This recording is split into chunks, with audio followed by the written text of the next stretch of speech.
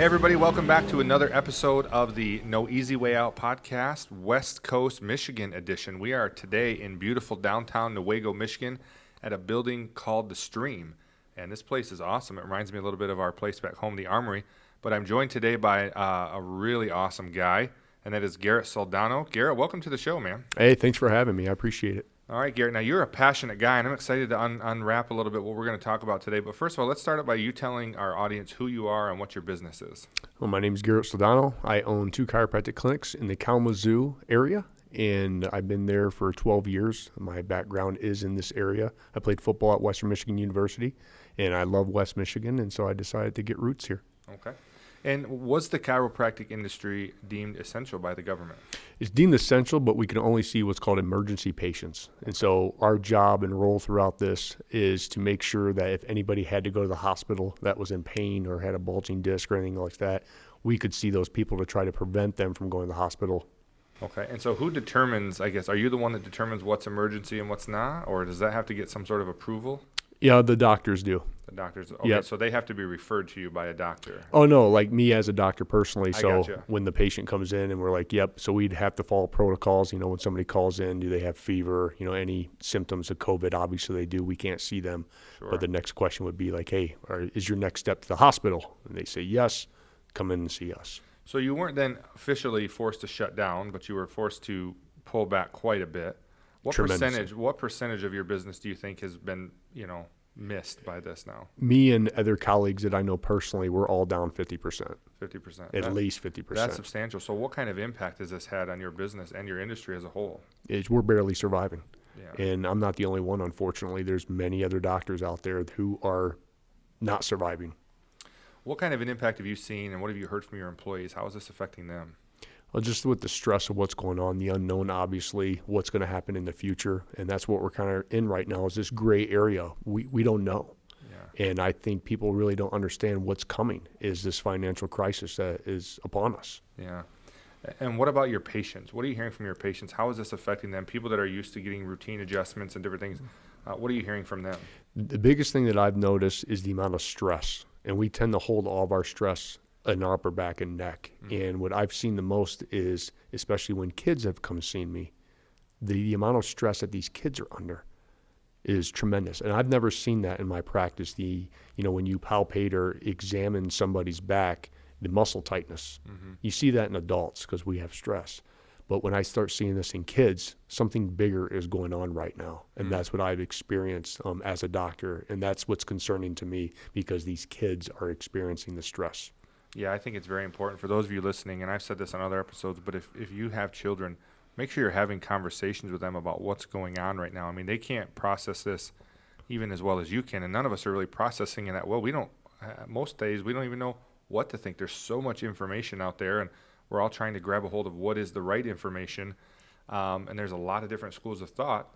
But kids, they're going to process it. If you're afraid, then your kid's fear level is going to be even higher. And so you need to just have those conversations. And kids certainly don't know how to deal with stress. Most adults don't either. So And the adults have to be aware because Absolutely. what do they say? The kids always listen. They're always watching. Yeah. And if you're feeling that, they feel that stress. And so we really have to be accountable as parents now to make sure that we're not passing. And just like you said, to having these much needed conversations to educate them, empower them, and so forth. So, yeah. Do you have children, Garrett? I have 2 boys. How has this affected your children and your family? Well, tremendously. In the stress that they're under, obviously, with the organization that we started and the fight that we're in right now with Stand Up Michigan, it's been affecting my family. I'm sure it has.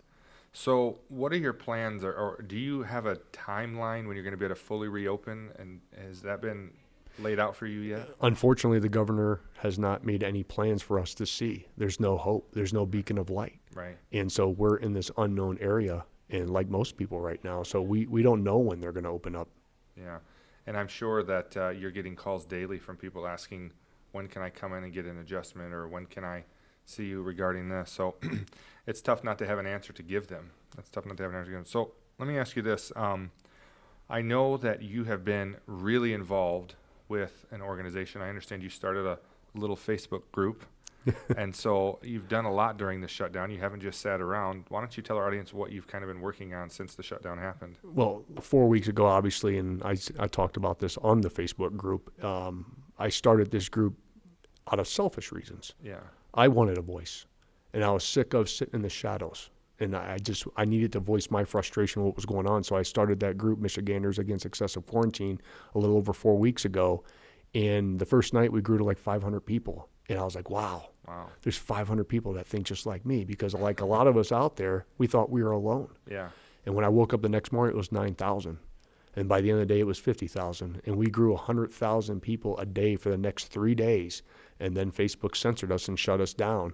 And I believe strongly we would probably be over 1 million people right now if it wasn't for the censorship. But we're holding pretty strong at 380, still growing, but not the rate that we were in the beginning. Wow. So Michiganders Against Excessive Quarantine is a Facebook group that still exists, about 375,000 members strong, you said? Yeah, I think 380 now. And it's still growing a little bit every day, but not nearly at the rate that it was. You've mentioned before the show that you've had a lot of people say that they try to join the group and it doesn't allow them to. So there's certainly some censorship happening. I know Kevin Skinner, who's someone that's very involved in the group, had said on our show that some of his live broadcasts that he's tried to do have been limited to how many times per day he can post. And so, but tell us a little bit about what the objective of the group. I know it was just originally a way for you to have a voice, and it's kind of blown up, and now there's a lot of people looking to you and Kevin. You guys are kind of referred to as Beauty and the Beast. What is the end goal of the organization? Is it just people against quarantine, or what's it about? No, not at all. We were never against the quarantine. We're against the Constitution being taken away from us. And when she started to do the excessive quarantine, telling us where we can and can't go, what we can and can't buy, you can go on a kayak, but you can't go on a motorboat. Those are the constitutional rights, our citizen rights, our sacred values that mean the most to all Americans, because that's what God has bestowed upon us on how to live. Those are our freedoms. And so the first thing that we want to accomplish is get Michiganders back to work as fast and as safe as possible. And after that is said and done, we want to start to make sure that we don't do the definition of insanity, which is doing the same thing over and over again, expecting a different result. We want to make sure that this never happens again. And we have to make sure that no governor in these United States will ever have this amount of power to rule over we the people. And so we want to go after those executive rights and allow legislature to work together for these common sense solutions that is obviously much needed in today's society. But as this platform evolves into something bigger and something more special, we want to help Michiganders and we want to help Americans recover from this. And what's to come is the financial crisis that is upon us. We want to be a platform for people to go to for up-to-date, accurate, truthful information and allow people to have a voice and to help them get back. Yeah. So the group has the Facebook group still exists, Michiganders Against Excessive Quarantine. You're not against quarantine. You all recognize that there was a need for that, but it's the excessive quarantines that have limited personal freedoms and different things that you just mentioned. But now that's kind of morphing into an organization that Kevin was telling us about when he was on our show. It's called Stand Up Michigan. Tell us a little bit about what Stand Up Michigan is and how people can find it. And so it's going to be standupmichigan.com. We are an official organization. We're a nonprofit. And it's going to be a platform for a variety of different things that are going to come. And it's going to be a platform of accurate, truthful, and up-to-date information for people to go to and be a part of and allow this movement to continue to spread. And we want to be the lantern in the darkness of today's challenges. Yeah. And we will not only want to fight and reclaim our sacred values, our constitutional rights, but we want to make sure that we defend them. And we want to make sure that this never happens again. Well, so one of the questions I'm curious about is, you are seeing a lot if you have 375,000 members, you're hearing a lot of different things. What are some of the things you're hearing from people that are a part of this group? You just gave me the chills. I'm a little emotional about this right now because of Carl the barber yesterday that we went and supported in Owasso, who decided from our hometown, Carl Menke. Yeah. Carl's been cutting my hair since I was a little boy. Unbelievable patriot to stand up because he had no choice. He just wants to get back to work. And for us to go, me and Kevin went live there, and people were driving from 4 hours away just to come and meet us. And one of the things that really stuck with me, that really hit home to me right now, is when I hugged a woman, and she started to cry in my arms. And she's like, I haven't been hugged in a month. We are social beings. We need that interaction. This cannot be the new normal. If I have anything to say about this, this will not be the new normal. I mean, we're already hearing that, school may be canceled in the fall and there's not going to be any recess for kids, and they're going to basically censor these kids in cubicles so they don't have no social interaction. This virus can't be the cause of all this. I mean, we've said this from the very beginning, that the solution to this cannot be bigger than what's going to happen from what's going on with the social distance and everything else. And for have a woman in your arms crying because there was no social interaction, that's not how God created us. And so this movement is growing bigger than me. It's bigger than all of us. It's bigger than self, and that's passion. And when you believe that your cause is just, magic happens. And I cannot say that God does not have his hands in this, because the amount of people in such a short amount of time that came together to help us move this movement it's been a miracle. And I'm excited because what we've been able to do in 4 weeks has been astronomical. But you imagine what we can do in 5 years. That's what I'm excited for. And that's what gets me out of bed now, is that, to understand that we're going to make a difference. And it only takes one person to stand up. The power of one. And we heard about those things and we read about those things. But to experience that and what it can lead to, it's unbelievable. Yeah.